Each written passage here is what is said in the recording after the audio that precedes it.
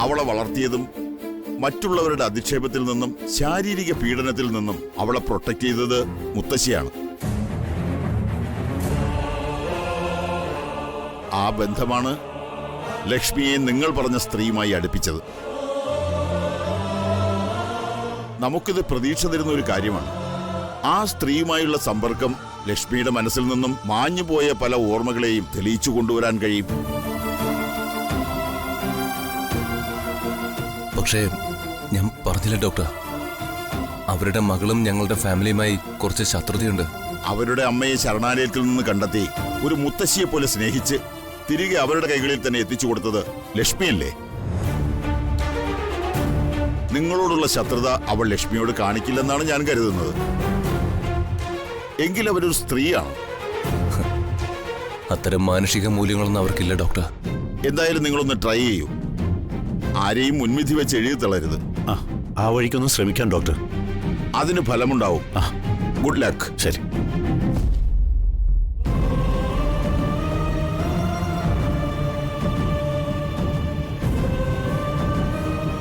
ഈ ഒരു കാര്യത്തിന് ദക്ഷയുടെ മുമ്പിൽ പോകാൻ ഞാൻ തയ്യാറാണെങ്കിൽ, പക്ഷേ ആ സ്ത്രീയുടെ മനസ്സലിയില്ല.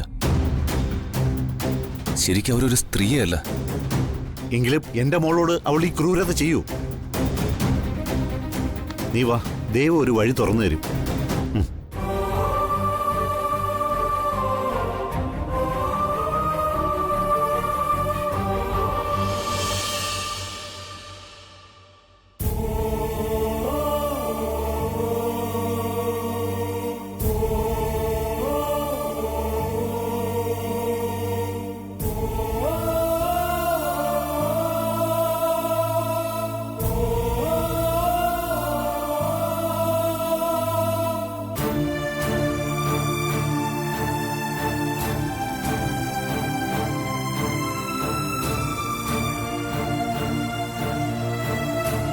ഇവൻ എന്തു പറ്റി വാര്യരെ?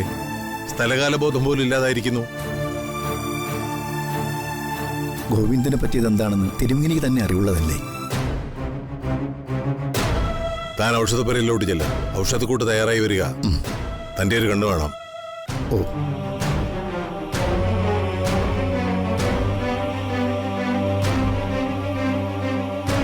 ഗോവിന്ദ്.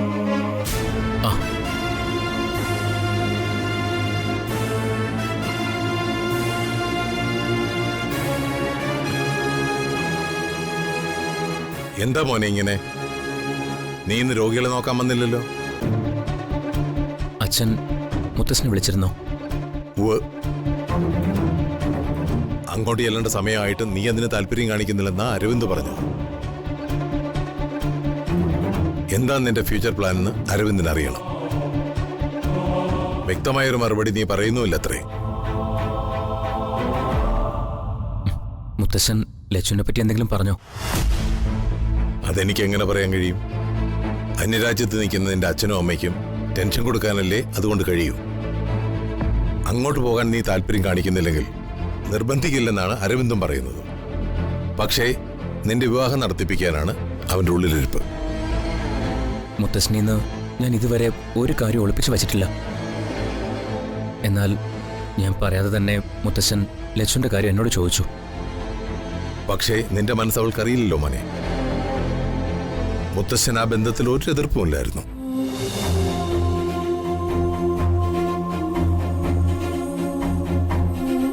നേരത്തെ ആയിരുന്നെങ്കിൽ അവളുടെ കഥകളെല്ലാം അറിയുമ്പോൾ അരവിന്ദിനും നിന്റെ അമ്മയ്ക്കും എതിർപ്പുണ്ടാകുമായിരുന്നില്ല.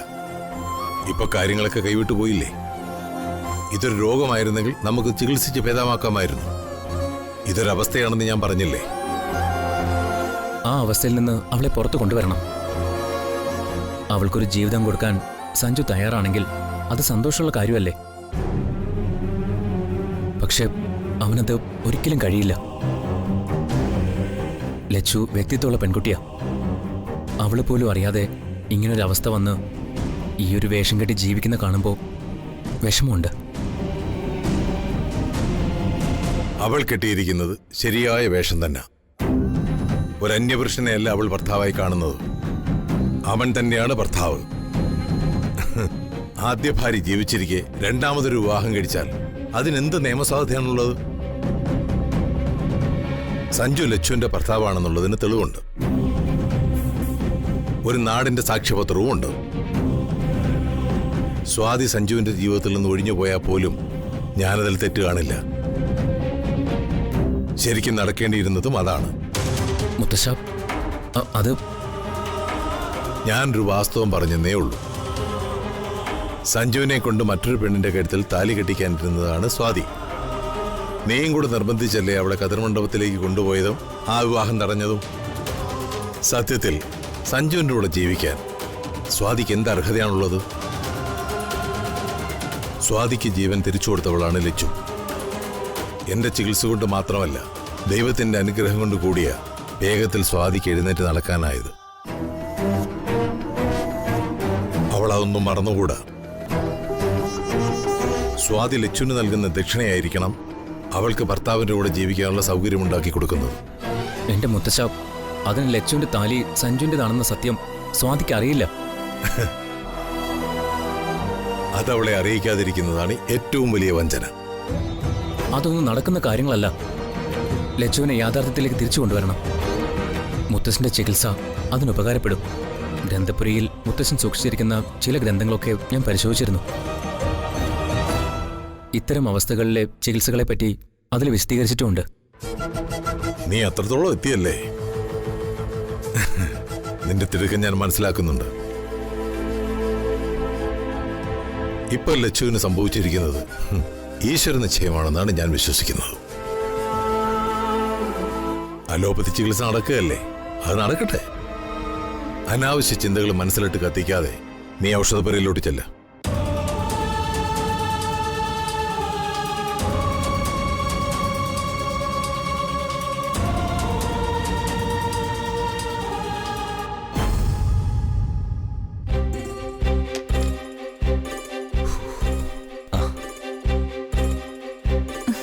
ഡോക്ടർ എന്താ പറഞ്ഞേ? പ്രതീക്ഷയ്ക്ക് വൈകണമെന്ന ഡോക്ടർ പറഞ്ഞ ക്രമേണ നഷ്ടമായ ഓർമ്മ തിരിച്ചു വരുന്ന ഡോക്ടർക്ക് വിശ്വാസമുണ്ട്. ആ പിന്നെ ഹോസ്പിറ്റലിൽ നിന്നൊരു അത്ഭുതം നടന്നു. ദക്ഷയുടെ അമ്മയെ അമ്മു തിരിച്ചറിഞ്ഞു. മുത്തശ്ശി എന്ന് വിളിക്കുകയും ചെയ്തു. അതൊരു നല്ല ലക്ഷണമാണെന്ന ഡോക്ടർ പറഞ്ഞത്. അപ്പോ അമ്മുവിന് നഷ്ടമായ ബാക്കി ഓർമ്മ തിരിച്ചു വരാൻ ചാൻസ് ഉണ്ട് അത്രേ.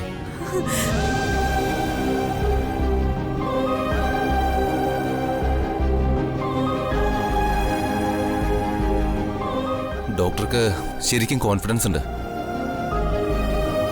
പക്ഷേ അമ്മു അവളുടെ ബാലാമണി മുത്തശ്ശിയായിട്ടാ ദക്ഷയുടെ അമ്മയെ കണ്ടിരിക്കുന്നത്.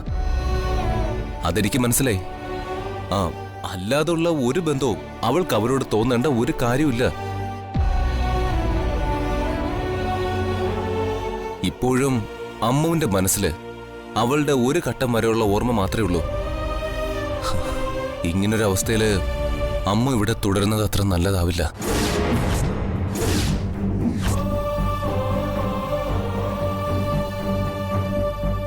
സ്വാതി ഒന്ന് സമ്മതം മൂളിയാൽ മതി. നമുക്ക് അവളെ എല്ലാ സൗകര്യങ്ങളോടും കൂടി മറ്റൊരിടത്ത് താമസിപ്പിക്കാം.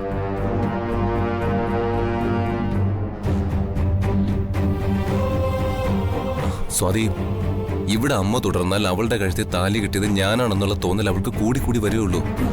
അതെ, അമ്മുന്റെ ആ തോന്നലാ പ്രശ്നം. അങ്ങനെ കരുതി ജീവിക്കുന്ന അവളെ മറ്റൊരു സ്ഥലത്ത് താമസിപ്പിച്ച അവള് കൂടുതൽ വിഷമിക്കുകയല്ലേ ഉള്ളൂ. പിന്നെ എങ്ങനെ മനസ്സ് നേരെയാവാനാ? സഞ്ജു അത് ചിന്തിച്ചിട്ടുണ്ടോ?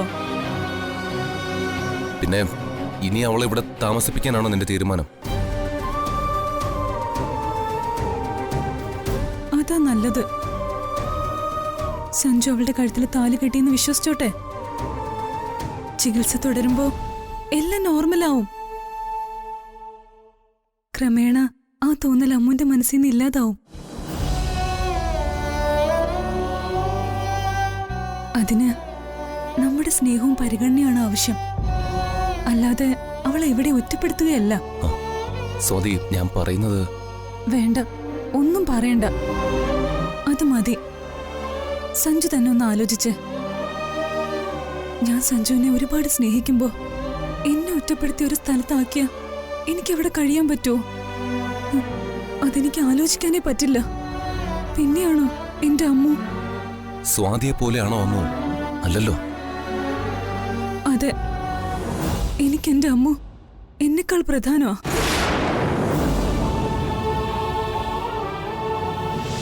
അതെ, അമ്മ ഇവിടെ എന്നോടൊപ്പം നിൽക്കട്ടെ, ചികിത്സയും നടക്കട്ടെ. ക്രമേണ സഞ്ജു അല്ല അവളുടെ കഴുത്തിൽ താലി കെട്ടിയെന്ന ബോധം നമുക്ക് അമ്മൂല ഉണ്ടാക്കിയെടുക്കാം.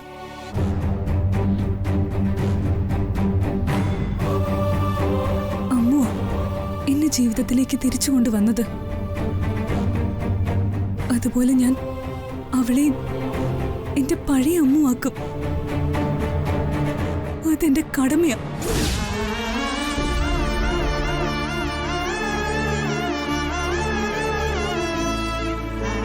സഞ്ജു അല്ല അവളുടെ കഴുത്തിലെ താലി കെട്ടിയെന്ന ബോധം അവളിൽ നമ്മൾ ഉണ്ടാക്കിയെടുക്കണം. അതിന് അവളുടെ വിവാഹ ആൽബോ മറ്റു ഫോട്ടോസോ കണ്ടെത്തിയാൽ മതി. അതിനെന്താ വേണ്ടത്? അതാ നമ്മൾ ചെയ്യേണ്ടത്. അതിന് സഞ്ജു എന്നെ സഹായിക്കണം.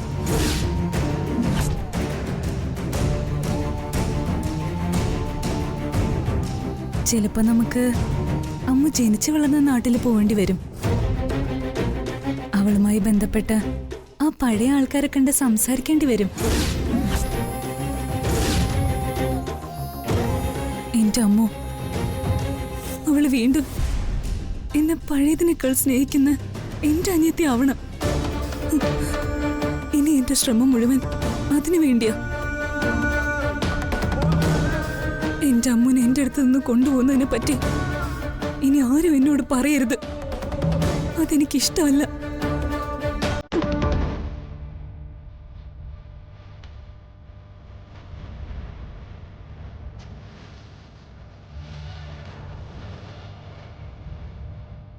ഈശ്വര, ഇതാകെ കുഴഞ്ഞൊരു പ്രശ്നമാവുമല്ലോ. കല്യാണ ആൽബം കണ്ടെത്തിയ വലിയ അപകടത്തിലേക്കാണല്ലോ ഈശ്വര പോകുന്നത്.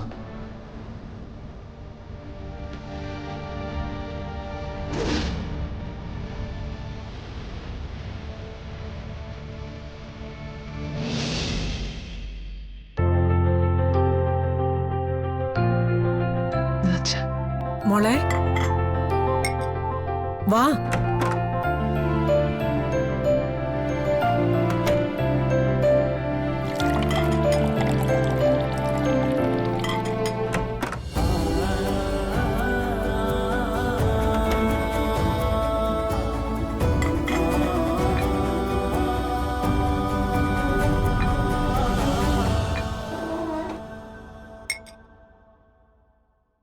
സഞ്ജയോട് ഞാൻ പോയി വിളിച്ചിട്ട് വരാം മുത്തശ്ശ.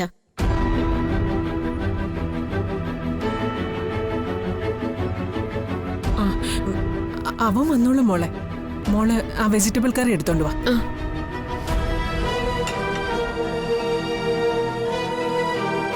കാവേരിയും ദിനേശനും ഉത്സവം കാണാൻ പോയിട്ട് മടങ്ങി വരാറായില്ലേ? വളരെ കാലങ്ങൾക്ക് ശേഷമല്ലേ ദിനേശൻ കുടുംബത്തിലേക്ക് പോകുന്നത്. കാവേരിക്ക് വിശേഷമുണ്ടെന്നറിഞ്ഞ് അവർക്കിപ്പോ കാവേരിയെ വലിയ കാര്യ.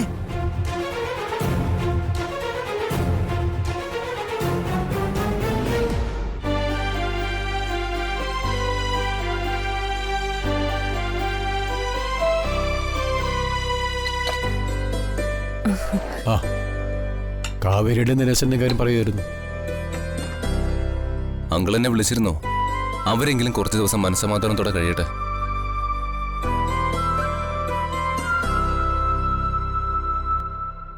നീ അവന് വിളമ്പിക്ക് കൊടുക്ക ശ്രീകുട്ടി.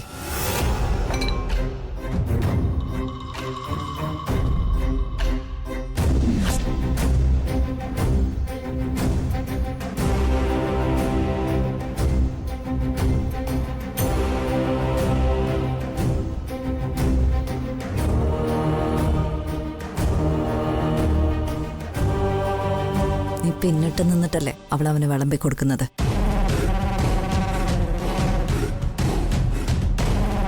നീ അങ്ങനെ പിന്നിട്ട് നിൽക്കേണ്ടവളല്ലോ.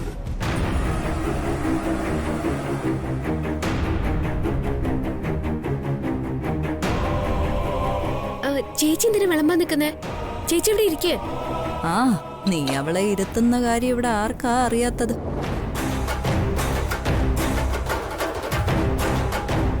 നീ ഒന്നും മിണ്ടാതിരിക്കുക കവിത. അവൻ കഴിക്കട്ടെ. ഓ, സഞ്ജുട്ടൻ കഴിക്കേ.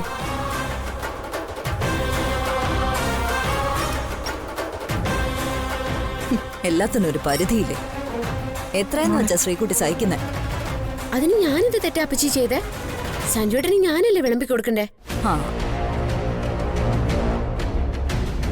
നീ വിളമ്പോ വാരി കൊടുക്കോ എന്താന്ന് വെച്ചാ ചെയ്യും. അമ്മേ, നിന്ന് തരാൻ ഇവിടെ കുറെ പേരുണ്ടല്ലോ.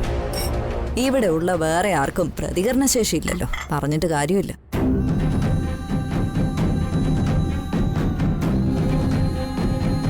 പക്ഷേ ശ്രീകുട്ടി, നീ മണ്ടിയായി പോകരുത്. പിന്നീട് നീ വലിയ വില കൊടുക്കേണ്ടി വരും. ഒരിക്കൽ നീ കാണിച്ചെന്റെ ഫലമായി ഇപ്പൊ അനുഭവിച്ചുകൊണ്ടിരിക്കുന്നത്.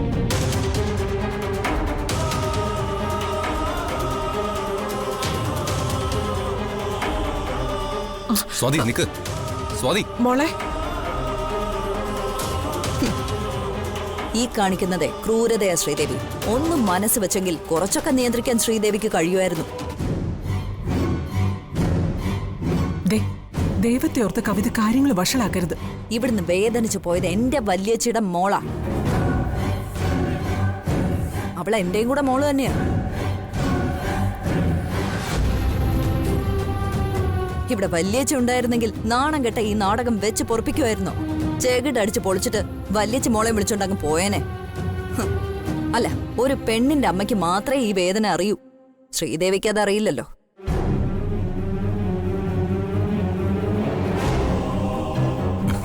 അയ്യോ, കഴിക്കാതെ പോവല്ലേ സഞ്ജുട്ടാ. മാറി നിൽക്ക് മുന്നിൽ.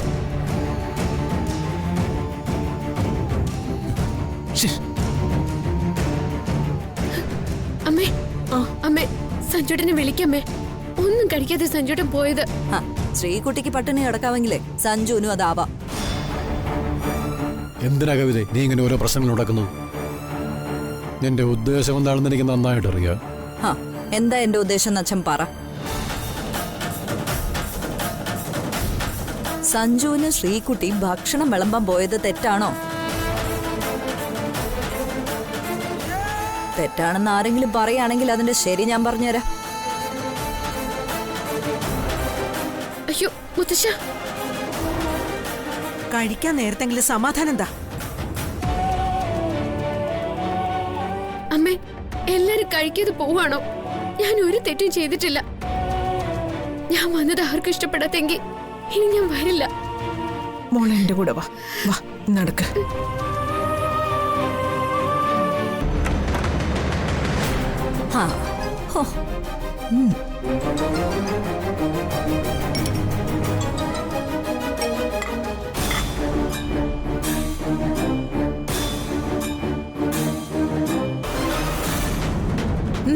കൊള്ളാം.